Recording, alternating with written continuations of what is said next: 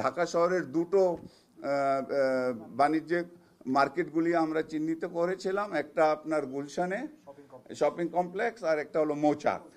তো গুলশানেরটা কিন্তু আমাদের সিদ্ধান্ত অনুযায়ী ওটা ডেমলিশও হয়ে গেছে, এখন নতুন করে ওখানে সিটি কর্পোরেশন প্রাইভেট ল্যান্ড, কিন্তু সিটি কর্পোরেশন ওটাকে ভেঙে দিয়েছে ঝুঁকিপূর্ণ দেখে। এখন মৌচাকের বেলায় আমাদের হাইকোর্ট থেকে একটা স্টে অর্ডার এসছে। স্টে অর্ডারে বলা হয়েছে যে ওটাকে রেট্রোফিটিং করে, ডিমলিশ না করে রেট্রোফিট করার জন্য।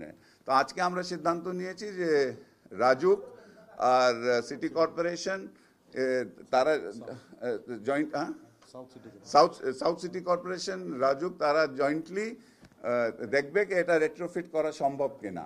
যদি সম্ভব আছে তাহলে সেটা করা যাবে, যদি ওনারা মনে করেন এটা সম্ভব না তাহলে আমরা মাননীয় আদালতে গিয়ে আবার স্টে অর্ডারটা ভেকেট করার জন্য করব।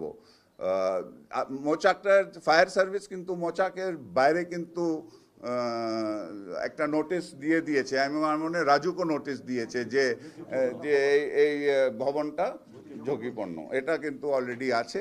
কিন্তু অনেক সময় ওই নোটিশগুলিকে আবার তারা ঢেকে দেয়, তো আবার আমরা গিয়ে দিস্তিং, তো সেটা হইলো।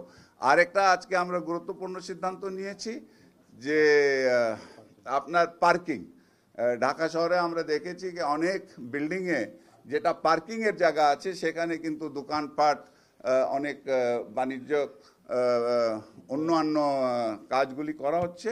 সেটা ঢাকা নর্থ আর ঢাকা সাউথে আমরা বলছি যে যেখানে পার্কিংয়ের জায়গা যেটা করা হয়েছে সেটা পার্কিংয়ের জন্যই যেন ব্যবহার হয়, অন্য কোনো